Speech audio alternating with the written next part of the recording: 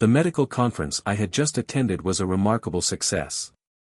My presentation on a groundbreaking surgical technique had garnered praise from esteemed colleagues whom I had admired for years. Yet, all I craved at that moment was to surprise my wife, Rachel, with an early return home. As I fumbled with my keys, the house greeted me with an unsettling silence. "Rachel!" I called out, my voice bouncing off the empty walls. No answer. A frown creased my forehead as I ascended the staircase, the soft carpet absorbing my footsteps. As I approached our bedroom, I heard something that sent a chill racing down my spine. There were voices, muffled at first, followed by laughter, a man's laughter that twisted my gut with dread. My hand shook as I reached for the doorknob, a part of me screaming to turn back, to convince myself that I hadn't heard anything at all. But curiosity mixed with fear compelled me to open the door. It creaked ominously, and in that instant, my world crumbled. There was Rachel, my beautiful and intelligent wife, sitting on the bed, her face lit by the glow of her laptop screen. She was scantily dressed in a flimsy nightgown that left little to the imagination. And there, on the screen, grinning like a Cheshire cat, was the man whose life I had once saved, the one whose inoperable brain tumor I had removed just 2 years prior. They didn't notice me at first, too engrossed in their private moment. I stood there, frozen in shock, as a wave of nausea washed over me. How long had this affair been going on? How many nights had she lay beside me, whispering sweet nothings into another man's ear while I dedicated my life to saving others? "So, I'm just a paycheck to you." The words slipped from my mouth before I could rein them in, dripping with bitterness and pain. Rachel's head snapped up, her eyes widening in surprise before narrowing with a cruel delight. "Bingo," she laughed, the sound slicing through me like shards of glass. 8 years of pretending to be the loving wife, what a farce it all was. Ryan's face filled the screen, his smug expression igniting a fire of rage within me. "Yeah, loser," he sneered, "can't handle a real woman. Get lost." Something snapped inside me. In 3 swift strides, I crossed the room, grabbing Rachel's phone from the nightstand. With a roar of fury, I flung it against the wall, delighting in the sound of shattering glass as it scattered across the floor. Rachel screamed, scrambling off the bed, but I was quicker. My grip tightened around her arm as I dragged her toward the stairs, her protests falling on deaf ears. She stumbled, nearly collapsing, but I refused to slow my pace. The front door loomed ahead, and with one forceful shove, I sent her sprawling onto the street, her robe offering little protection from the chill of the evening air. "You belong to the streets." I growled, the words tasting bitter in my mouth. The door slammed shut behind me with a finality that resonated through the house. I could hear her muffled voice dripping with venom, "You'll regret this, Kyle. I'll make you pay." I sank against the door, my legs giving way as the adrenaline ebbed. The house felt like a hollow shell, echoing with the remnants of happier memories. How had everything crumbled so quickly? 8 years of marriage, of building a life together, reduced to ashes in mere moments. My phone buzzed in my pocket, a flood of texts from Rachel lighting up the screen. Threats and promises of revenge poured forth. I turned the device off, unable to look at her name any longer. The silence wrapped around me, heavy and stifling. With trembling hands, I reached for my phone again, scrolling through my contacts until I found the one person I knew I could rely on, David. I hesitated for a moment before hitting call, hoping he would answer. "Kyle." David's voice crackled through the line, filled with concern. "What's going on? I thought you were still at the conference." "I need you," I managed to whisper, my voice barely audible. "Can you come over?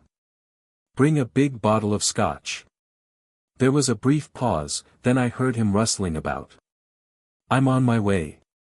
Hang in there, buddy."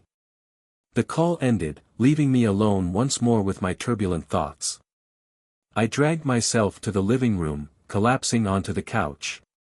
Family photos adorned the walls, their cheerful faces mocking me with smiles that felt false now. How long had Rachel been deceiving me? How many nights had she spent in the arms of another while I was out saving lives? The irony stung. Here I was, a man devoted to healing others, yet blind to the cancer festering in my own marriage. Time stretched and warped as I waited for David to arrive. Each tick of the clock served as a reminder of the life I had lost, of the future that had been snatched away from me. When the doorbell finally rang, I nearly jumped out of my skin. David stood there, a bottle of expensive scotch in one hand, concern etched deeply across his face. One glance at me, and he understood everything without me having to say a word. "Jesus, Kyle," he muttered, pulling me into a firm embrace as he stepped inside. What the hell happened? I led him into the living room. I sank back into the couch as David poured us each a generous glass of scotch. The amber liquid burned a welcome path down my throat, momentarily distracting me from the aching pain gnawing at my heart. "Rachel," I finally managed to croak, my voice hoarse from emotion. "She's been cheating on me." The sharp intake of breath from David was the only sound in the room, his eyes wide as he met mine. I detected a mix of shock and something deeper. Was it guilt? "How long?" he asked quietly, swirling the scotch in his glass as if it held the answers to my turmoil. I shook my head, a bitter laugh escaping my lips. "Does it even matter?" "Long enough. But that's not even the worst part." I took another long swig, savoring the burn. "It's Ryan. You remember him? The guy with the inoperable tumor I removed 2 years ago." David's face blanched. "Shit, Kyle. That's messed up." "Yeah," I replied, draining my glass in one go. "Pretty messed up." We lapsed into silence, David refilling our glasses whenever they emptied. The alcohol dulled the edges of my agony, but it couldn't erase the haunting image of Rachel and Ryan together, seared into my mind. After a while, David broke the stillness. "I should have said something before," he admitted, his words slightly slurred. At my questioning look, he continued, "I had my suspicions about Rachel, but I didn't want to hurt you without proof." His confession should have incensed me, but I felt too numb to muster any anger. "It doesn't matter now," I muttered. "It's over. I threw her out." David's eyebrows shot up in disbelief. "You what?" I recounted the events of that evening, watching as his expression shifted from shock to grudging admiration. When I finished, he let out a low whistle. "Damn, Kyle. Remind me never to get on your bad side." He paused, brow furrowing. "But what are you going to do now? Rachel's not the type to go quietly." The scotch had loosened my tongue, and before I could rein myself in, I blurted, "I could report Ryan to the medical board. Ethical violations. He was my patient, for Christ's sake." David's hand landed firmly on my arm, halting my thoughts. "Whoa, slow down there, buddy.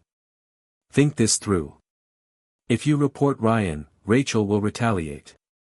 She could spin all kinds of lies about you, and in this climate, it could ruin your career." His words cut through the haze of anger and alcohol, sobering me slightly. I slumped back, feeling the fight drain out of me. "Then what am I supposed to do, David? Just let them walk away with this?" David squeezed my shoulder, his voice gentle yet firm. "Focus on yourself, Kyle. You're one of the best surgeons I know. Don't let Rachel's betrayal derail your life. You've been working on that new technique, right? Throw yourself into it. Show the world what you're capable of." His words ignited something deep within me, a flicker of the passion that had first driven me to become a neurosurgeon. I nodded slowly, the beginnings of a plan forming in my alcohol-clouded mind. "You're right," I said, my voice gaining strength. "I won't let her destroy everything I've worked for." David grinned, raising his glass in a toast. "To new beginnings and kicking ass in the oar." We clinked our glasses together, the sound ringing out in the quiet house. As I drank, I silently vowed that while Rachel had betrayed me, I wouldn't let her actions define my future. I was Dr. Kyle Carter, and I had lives to save. The rest of the night blurred into a haze of scotch and conversation. David, ever the supportive friend, listened as I oscillated between venting my rage about Rachel's infidelity and mourning the life we had once shared. By the time the first rays of sunlight began to filter through the windows, I felt drained yet oddly liberated. David crashed on the couch, his snores filling the living room as I stumbled up to the guest bedroom. I couldn't bear to sleep in the bed I had shared with Rachel, not with the memory of the betrayal still fresh in my mind. As I collapsed onto the unfamiliar mattress, my phone buzzed insistently. Bleary-eyed, I fumbled for it, my heart sinking at the sight of the notifications flooding my screen. Missed calls and text messages, all from Rachel. With trembling fingers, I opened the texts, each one piercing my heart like a dagger. "You can't do this to me, Kyle. I'll ruin you. Give me what I'm owed, or I'll tell everyone what a monster you really are. You think you can just throw me away? I made you, and I can destroy you just as easily." The threats continued, each more vicious than the last. I read through them all, my jaw clenching tighter with each swipe of my finger. By the time I reached the end, any remaining doubts about my decision evaporated. The woman behind those messages wasn't the Rachel I had loved, she was a stranger, cruel, calculating, and vindictive. I turned off my phone and tossed it onto the nightstand. As I drifted off into a restless sleep, one thought echoed in my mind: would not let Rachel win. I would show her and the world exactly what Dr. Kyle Carter was capable of. The harsh fluorescent lights of the hospital corridor seemed brighter than usual as I walked through the familiar halls. Despite the pounding headache, a remnant of last night's scotch-fueled confessions with David, I felt a sense of purpose I hadn't experienced in years. Nurses and orderlies nodded respectfully as I passed, but I couldn't shake the feeling that their gazes lingered a bit too long. Had Rachel already started spreading her venom? I squared my shoulders, refusing to let paranoia take control. I had work to do. As I rounded the corner toward my office, a familiar voice called out, "Dr. Carter, do you have a moment?" I turned to see Dr. Layla Patel hurrying toward me, a thick file clutched tightly to her chest. Layla was one of the most brilliant neurologists I had ever worked with, her sharp intellect and steady hands perfectly complementing my more aggressive surgical style.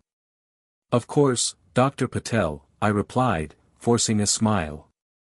"What can I do for you?" Layla's dark eyes sparkled with excitement as she fell into step beside me. "I've got a case I think you'll want to see." A young woman, 28 years old, presenting with a rare neurological condition. "The imaging is, well, you have to see it for yourself."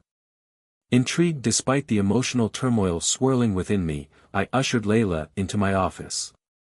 As she spread the scans across my desk, my personal troubles faded into the background. The images before me were unlike anything I had encountered in my career. "My God," I muttered, leaning in for a closer look. "Is that?" Layla nodded, her expression serious.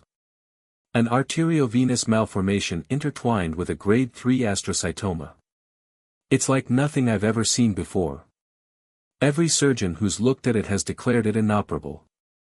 I traced the intricate web of blood vessels with my finger, my mind racing with possibilities. "But you don't agree?" I asked, my tone more of a statement than a question. A small smile played at the corners of Layla's mouth.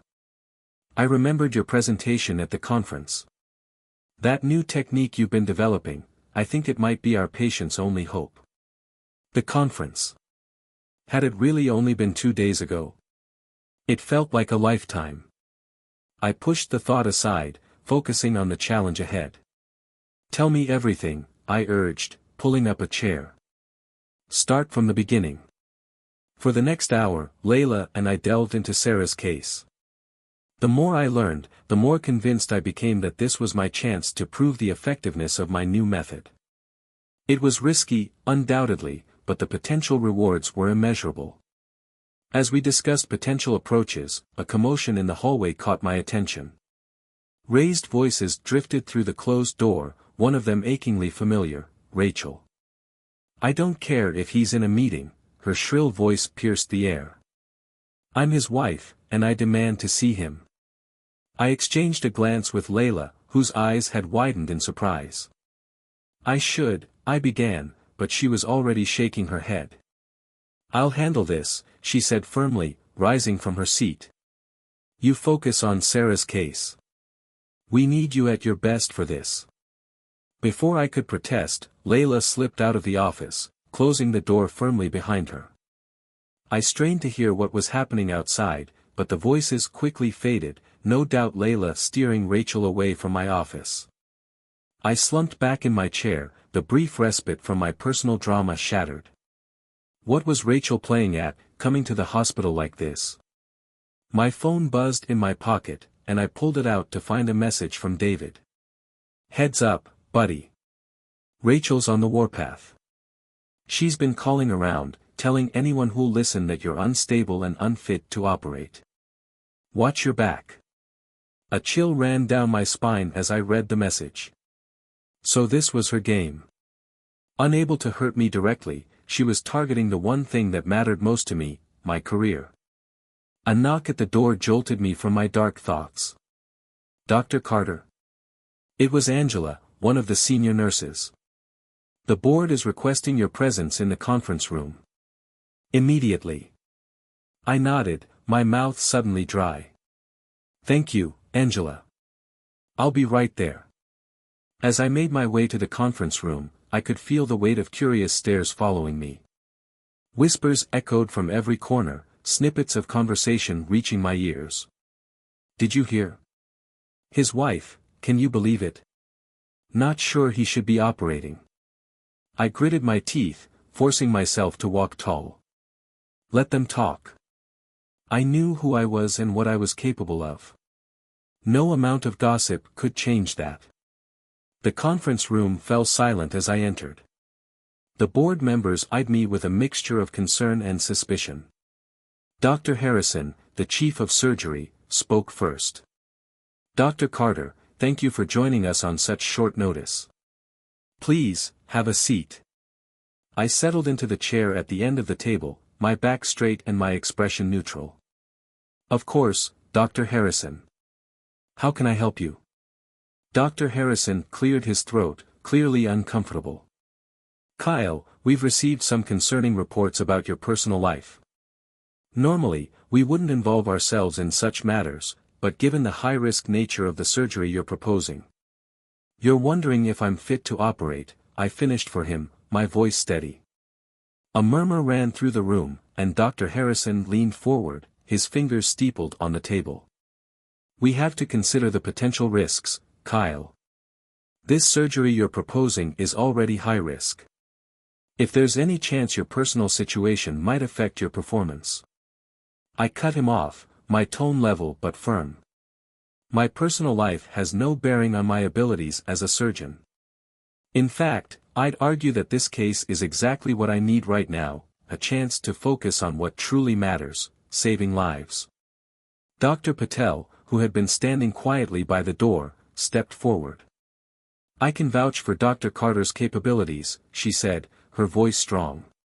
"He's more than qualified to handle this case."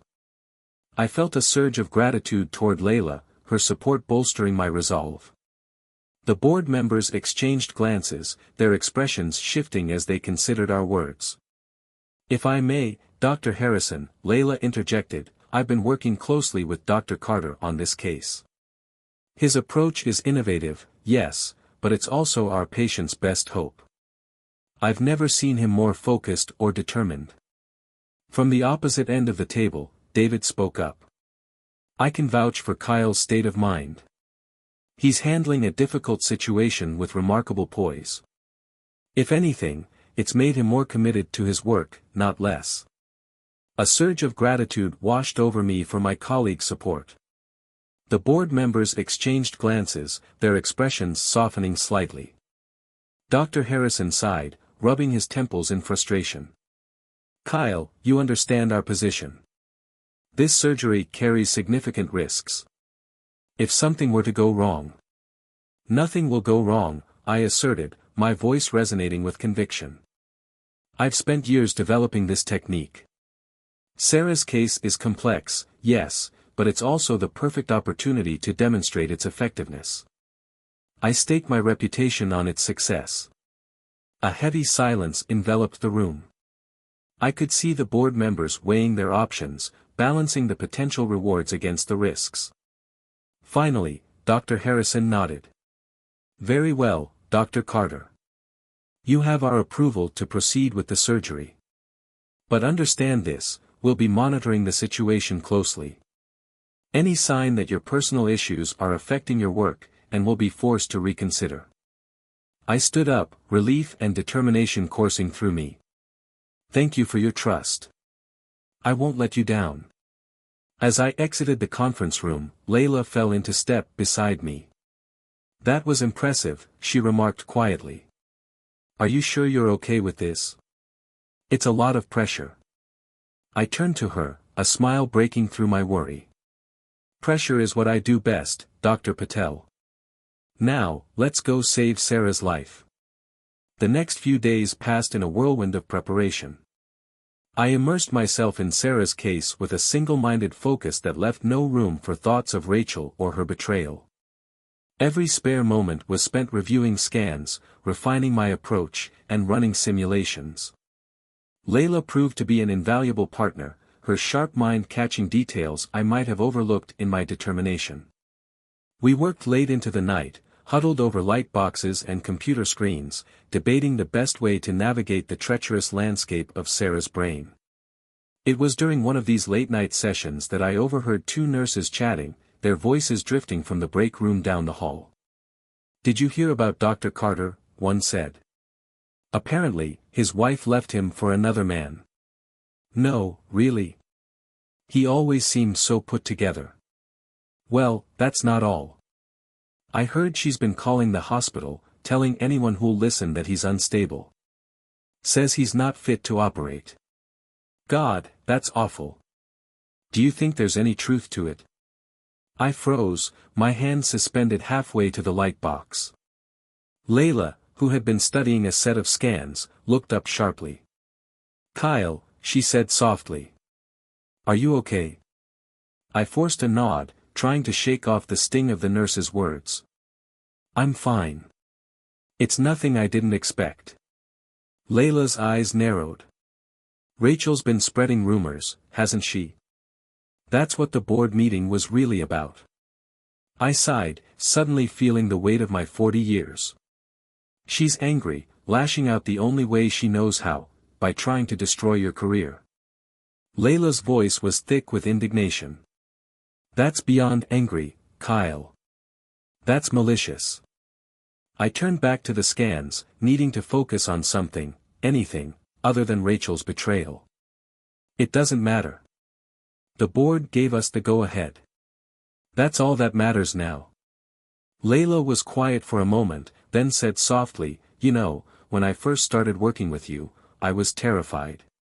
Your reputation preceded you, brilliant, but demanding, uncompromising.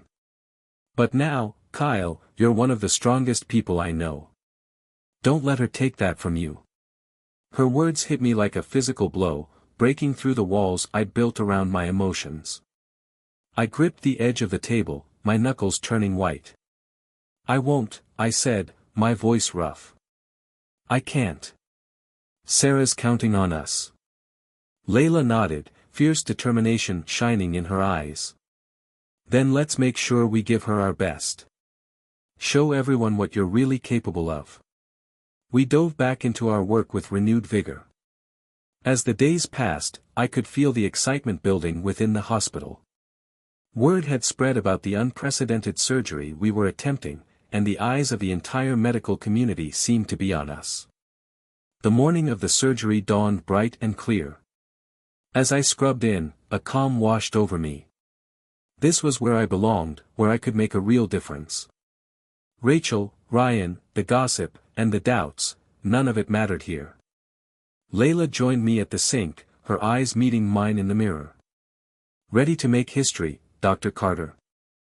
I nodded, a small smile tugging at my lips. Let's do this.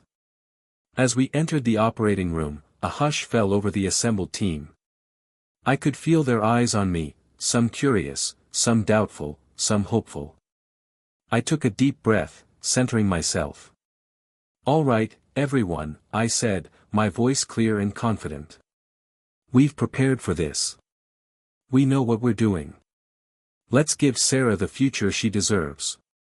With that, I stepped up to the table, held out my hand, and said the words that had defined my life for so long, "Scalpel, please." As the first incision was made, everything else faded away. There was only the patient, the challenge, and the knowledge that I was exactly where I needed to be. Whatever Rachel had taken from me, she couldn't take this. This was who I was at my core, Dr. Kyle Carter, neurosurgeon. And I was about to prove to everyone, including myself, just what that meant. The operating room fell silent as I made the final suture. I stepped back, my eyes fixed on the monitors displaying Sarah's vital signs. They remained steady, a testament to the success of the procedure we had just completed. What time? I asked, my voice cutting through the tension. 11 hours and 43 minutes, Dr. Carter, one of the nurses replied. I nodded, allowing myself a small smile behind my surgical mask. Excellent work, everyone. Let's close up and move her to recovery.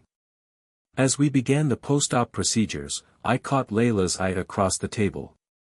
The relief and admiration in her gaze were unmistakable. We had done it. We had pulled off a surgery that most had deemed impossible. Hours later, after ensuring Sarah was stable and on the path to recovery, I finally left the hospital. The cool night air hit my face as I stepped outside, a stark contrast to the sterile environment I had been in for nearly 24 hours straight. My phone buzzed in my pocket. I pulled it out to find a flood of messages and missed calls. News of the surgery's success had spread like wildfire. Dr. Carter, a voice called out. I turned to see a small group of reporters approaching, cameras at the ready. Can you comment on the groundbreaking surgery you performed today? I hesitated for a moment, then straightened my shoulders. This was my chance to silence the doubters once and for all. The procedure was a success, I stated, my voice clear and confident. We've proven that with innovative techniques and a dedicated team, even the most complex neurological conditions can be treated. Sarah has a long recovery ahead, but we're optimistic about her prognosis. Questions came rapid fire after that. I answered them succinctly, emphasizing the collaborative effort of my team and the potential impact of this new surgical approach. As I spoke, I could feel the weight of the past few weeks lifting. This was who I was, what I was meant to do. The next few days passed in a whirlwind of press conferences, interviews, and meetings with the hospital board.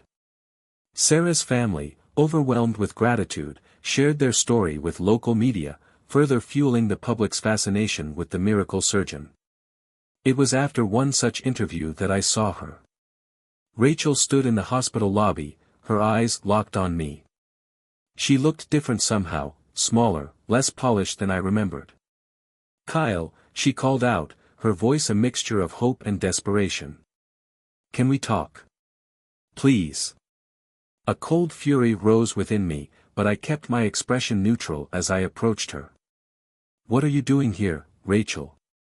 She reached out as if to touch my arm, but I stepped back, maintaining my distance. Her hand fell limply to her side. I've left Ryan, she said, her eyes pleading. I made a terrible mistake, Kyle. I see that now. What we had, it was real. I want to make things right. I studied her face, searching for any hint of the woman I'd once loved. All I saw was calculation and self-interest.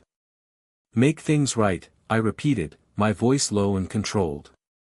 You mean now that I'm back in the spotlight?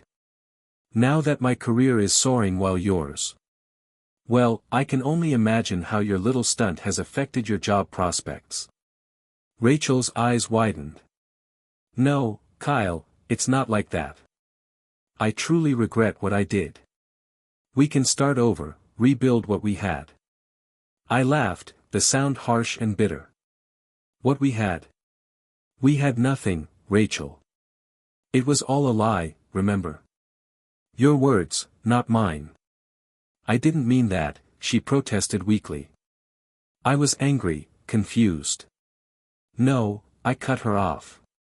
You were honest. For once in our marriage, you told the truth. And now I'm telling you the truth, we're done, Rachel. There's no going back, no starting over. You made your choice, and I've made mine. I turned to walk away, but her voice stopped me. You will regret this, Kyle. You need me. You've always needed me. I looked back at her, my gaze cold. No, Rachel. I don't need you. I never did. And that's what really bothers you, isn't it? That I can succeed without you. That I'm better off without you. Without waiting for a response, I strode away, leaving her standing alone in the lobby. As I walked, I felt a sense of liberation wash over me. Rachel no longer had any power over me. The next morning, I arrived at the hospital to find David waiting for me, his expression grim. You've got a problem, he said without preamble. I raised an eyebrow. What's he done now? David handed me a printout. It was an email from a prominent medical journal questioning the ethics of my new surgical technique. He's contacted several journals, claiming your method is untested and dangerous. He's demanding an investigation into your practices. I scanned the email, cold anger settling in my gut. He's desperate, I said, my voice steady. His leverage is gone, so he's lashing out. What do you want to do? David asked, concern etched on his face. I straightened, squaring my shoulders. We fight back. Gather the team.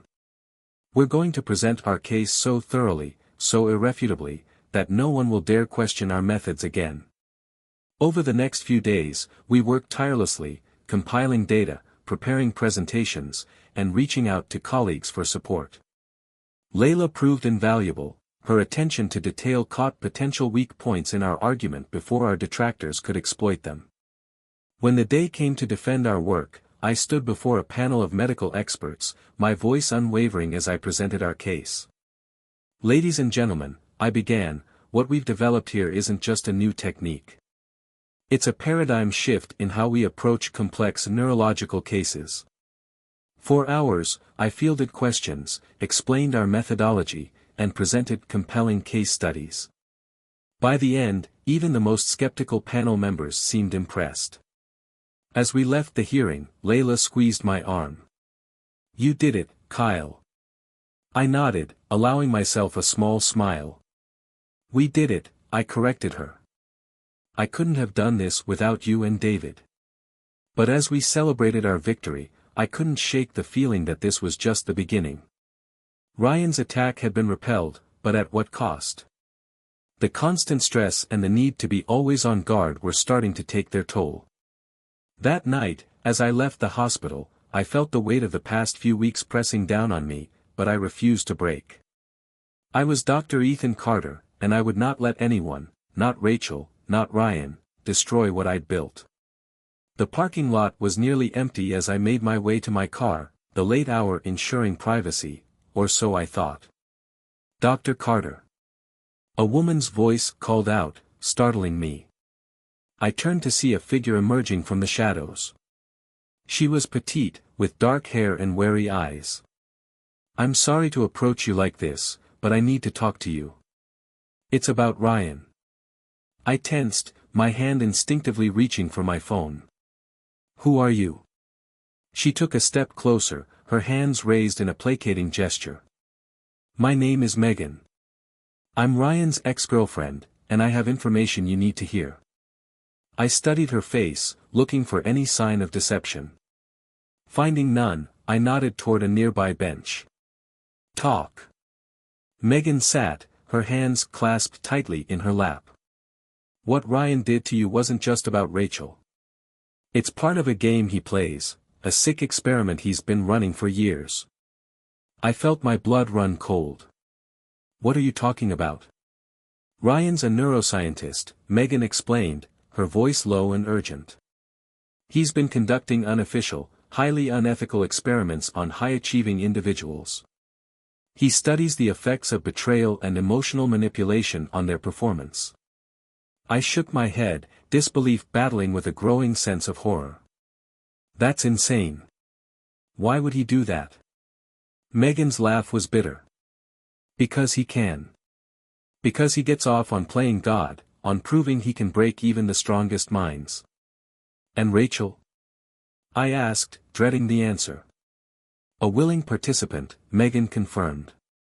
She's not his first assistant, and she won't be his last. I stood abruptly, pacing in front of the bench. It's too much. Do you have any proof?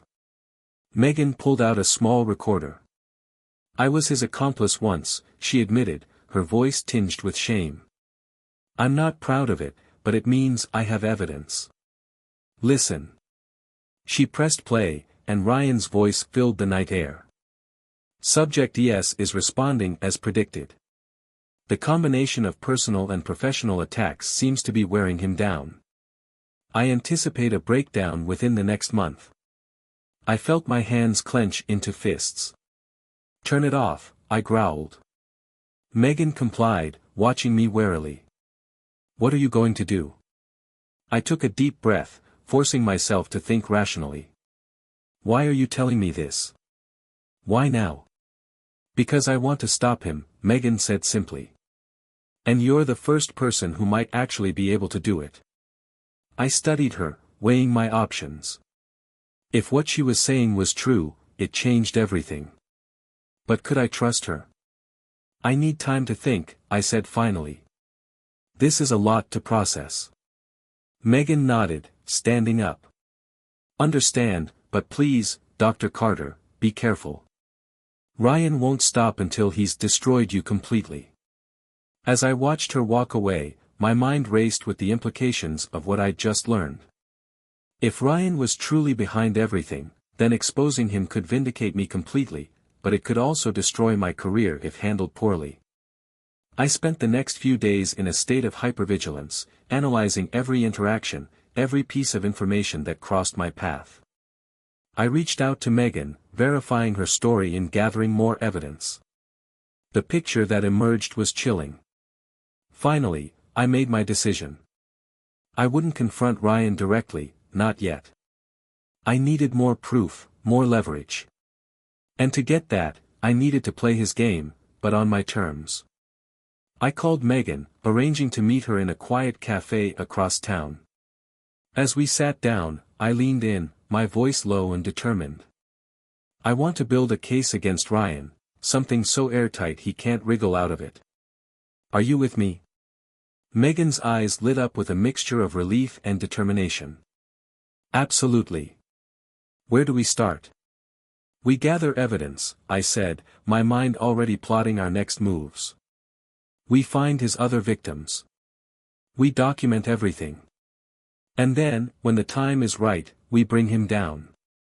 As we began to plan, I felt a renewed sense of purpose. Ryan thought he could break me, but he'd only made me stronger. Now I had the ultimate motivation, justice. The following weeks turned into a delicate balancing act. By day, I was Dr. Ethan Carter, brilliant neurosurgeon, focused solely on my patients and my work. But in the shadows, I was a man on a mission, piecing together the extent of Ryan's manipulation. It started with small things, a nurse who seemed overly interested in my schedule, a colleague who asked probing questions about my personal life. Slowly, I began to see the web Ryan had woven around me. Someone at the hospital is feeding him information, I told David one evening as we shared a drink in my office. But I can't figure out who. David frowned, swirling the whiskey in his glass. You sure you're not being paranoid, Ethan? After everything that had happened, I shook my head, cutting him off. I'm sure, and I'm going to prove it. The next day, I initiated my counteroffensive. I fed slightly different versions of my plans to different colleagues, watching to see which ones made their way back to Ryan. I varied my routine, took different routes home, always on guard.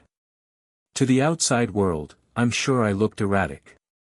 I caught worried glances from the hospital staff, whispered conversations that stopped when I entered a room, but I couldn't let it bother me.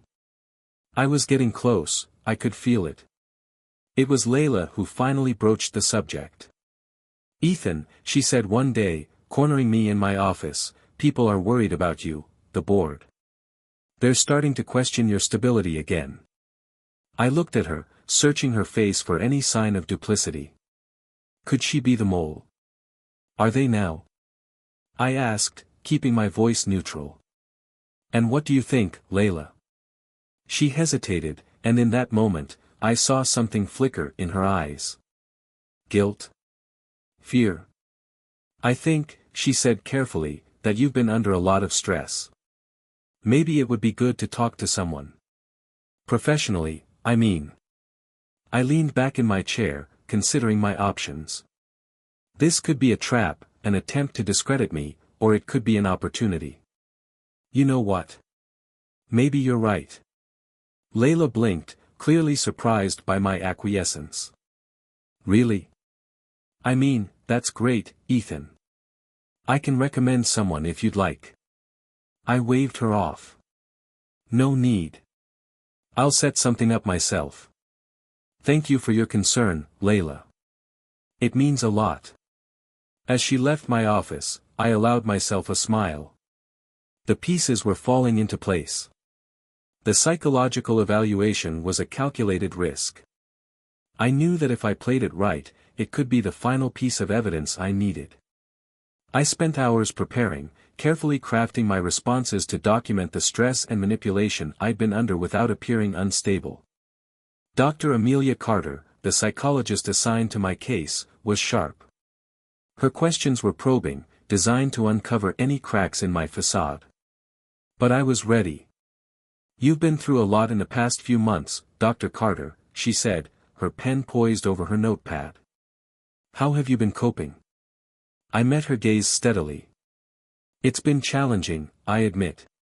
The betrayal, the professional attacks. There were moments when I felt like I was losing my grip on reality."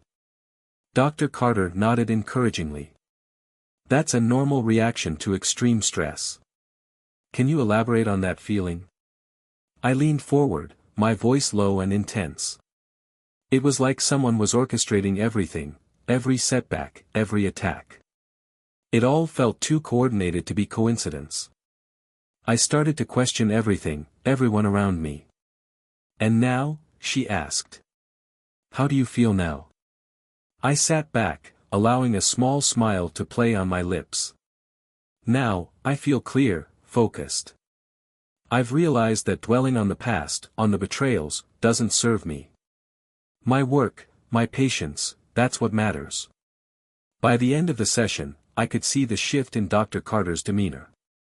She was impressed, maybe even a little awed by my resilience. As I left her office, I felt a surge of triumph. I had laid the groundwork perfectly. Now it was time for the final act. I found Layla in the lab, poring over some test results. "Can we talk?" I asked, gesturing toward an empty conference room. She followed me, her expression curious. "Is everything okay, Ethan?" I closed the door behind us, then turned to face her. "That depends, Layla, on whether you're ready to tell me the truth." Her face paled. "What do you mean?" I pulled out my phone, placing it on the table between us. "I know, Layla. I know you've been working with Ryan. What I don't know is why." For a moment, she looked like she might deny it. Then her shoulders slumped. "How did you find out?" "It doesn't matter," I said, my voice hard. "What matters is what happens next. Start talking, Layla, and don't leave anything out." As Layla began to speak, her voice shaking, I felt a mix of emotions churning within me. Anger at Layla's betrayal surged within me, yes, but there was also a profound satisfaction. The trap had been sprung, and now, finally, I had the upper hand. Ryan's downfall was within reach, and I intended to savor every moment of it. I stood in the empty conference room, my heart pounding with anticipation. The stage was set, the players were about to arrive, and I was ready to end this twisted game once and for all. The door opened, and Layla entered first, her eyes darting nervously around the room.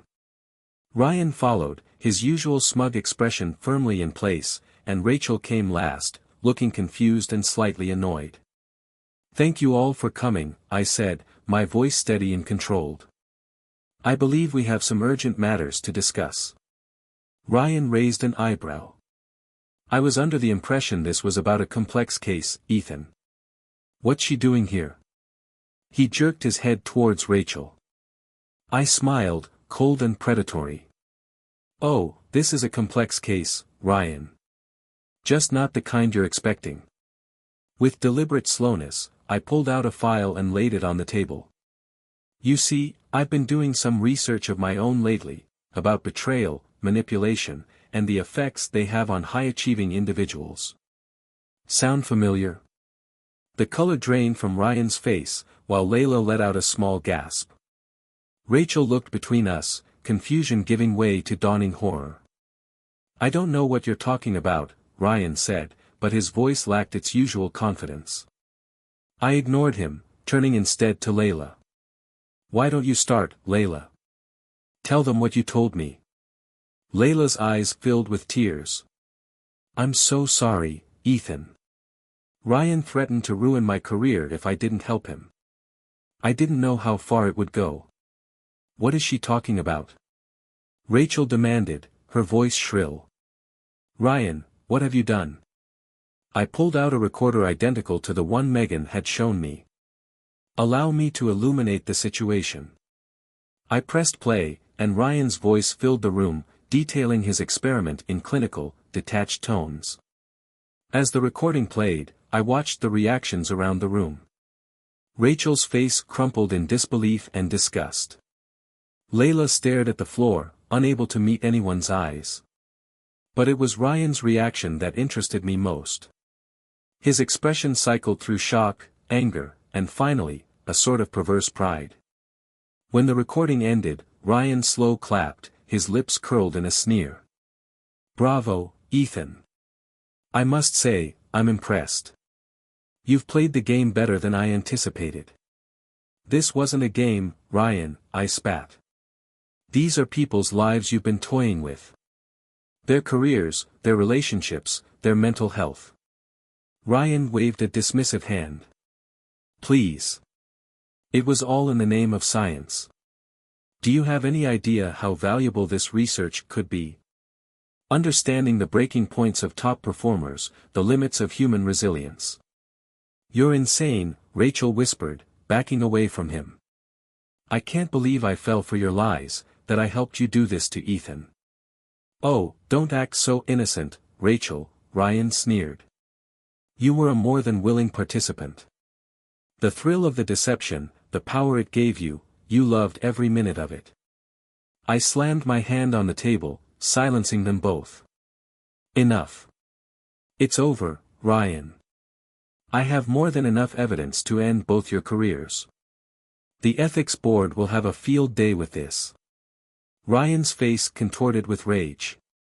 He lunged towards me, but suddenly stopped short, his hand flying to his head. "What? What's happening?" he gasped before crumpling to the floor, his body racked with convulsions. Despite everything, my medical training kicked in. I rushed to his side, barking orders at Layla. "Call for a crash cart now, and get me a penlight." As I worked to stabilize Ryan, a fragment of memory surfaced, his original scans, the ones I'd used to diagnose his inoperable tumor years ago. There had been something off about them, something I dismissed at the time. With a jolt of realization, I understood. I hadn't saved Ryan's life all those years ago. I'd misdiagnosed him and performed an unnecessary surgery. And now that mistake was coming back to haunt us both. As the emergency team rushed in, I stepped back, my mind reeling. The tangled web of deception, betrayal, and unintended consequences stretched out before me, more complex than I'd ever imagined. The next few weeks passed in a blur of meetings, hearings, and press conferences. I presented my findings to the hospital board and a medical ethics committee, laying out the full extent of Ryan and Layla's unethical behavior. The committee sat in stunned silence as I detailed the breadth of Ryan's experiment and the manipulation tactics he'd employed. When I finished, Dr. Harrison, the head of the ethics committee, leaned forward. "Dr. Carter, these allegations are disturbing, to say the least. What you propose is a course of action." I met his gaze steadily. "Ryan and Layla's actions represent a gross violation of medical ethics and human decency. They should face the harshest possible consequences, revocation of their medical licenses, at minimum." The fallout was swift and severe. Ryan and Layla were stripped of their credentials, their careers in medicine effectively over. As for Rachel, while she escaped professional repercussions, the personal toll was evident.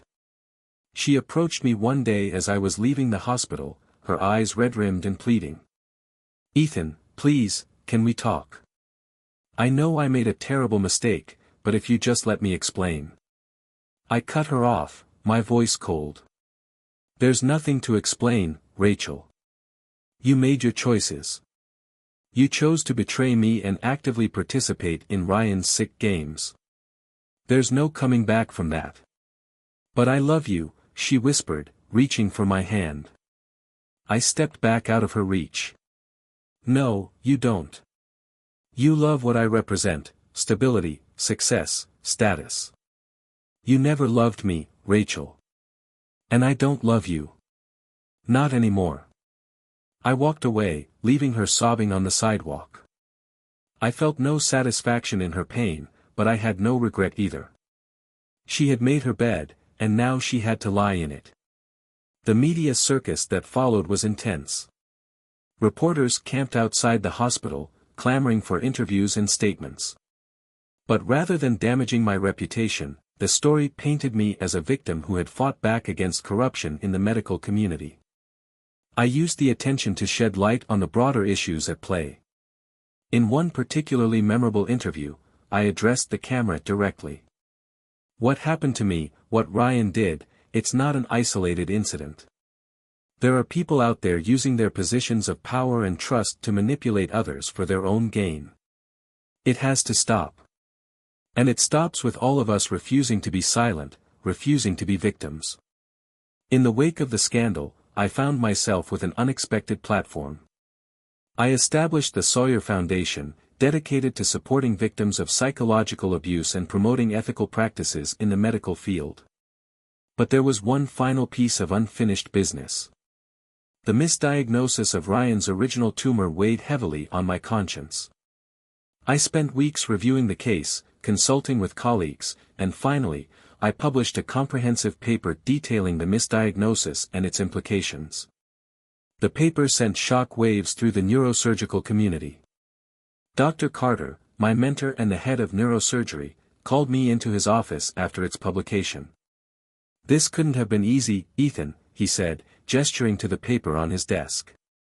"Admitting to a mistake of this magnitude, many surgeons would have buried it." I met his gaze squarely. It was the right thing to do. If we can improve our diagnostic procedures and prevent this from happening to someone else, then some good can come from this whole mess. Dr. Carter nodded, a hint of pride in his eyes. "You're a credit to the profession, Ethan. I hope you know that." As I left his office, I felt a weight lift from my shoulders. For the first time in months, I felt like I could breathe freely again. 6 months later, I stood backstage at the International Neurosurgery Conference, adjusting my tie as I waited to be introduced. The divorce was finalized. My life was my own again. And tonight, I was being honored for my contributions to the field. As I heard my name announced, I took a deep breath and stepped out onto the stage. The applause was thunderous, a far cry from the whispers and sidelong glances I'd endured just months ago. I approached the podium, looking out over the sea of faces, colleagues, rivals, up-and-coming surgeons. I took them all in before beginning my speech. "Thank you for this honor," I began. "The past year has been challenging, to say the least. I've experienced betrayal, manipulation, and ethical dilemmas that I never could have imagined when I first took the Hippocratic Oath." I paused, letting my words sink in. "But I stand before you today, not as a victim, but as a survivor. More than that, as someone who refused to let adversity define him." I spoke about the importance of integrity, both personal and professional, about the responsibility we all shared to uphold the highest ethical standards, even when no one was watching, especially then. In the end, I concluded, our legacy isn't measured in accolades or published papers. It's measured in the lives we touch, the positive changes we effect, and the standards we uphold. Let us all strive to be worthy of the trust our patients place in us. As I left the stage to another round of applause, I felt a sense of closure. The chapter of my life that had begun with Rachel's betrayal was finally ending. I made my way through the crowd, accepting congratulations and well wishes when a voice caught my attention. "Impressive speech, Dr. Carter. Especially the part about ethical standards." I turned to find myself face to face with a woman I recognized immediately, Dr. Sophia Reyes, one of the most respected neuroscientists in the field. Her work on neuroplasticity had revolutionized our understanding of brain recovery. "Dr. Reyes," I said, extending my hand. "It's an honor to meet you. I'm a great admirer of your work." She shook my hand, her grip firm and confident. "Likewise, Dr. Carter. In fact, I was hoping we might discuss the possibility of collaboration. Your recent paper on improving diagnostic procedures for brain tumors, I think it could dovetail nicely with some of my current research." I felt a spark of excitement, the kind I hadn't experienced in far too long.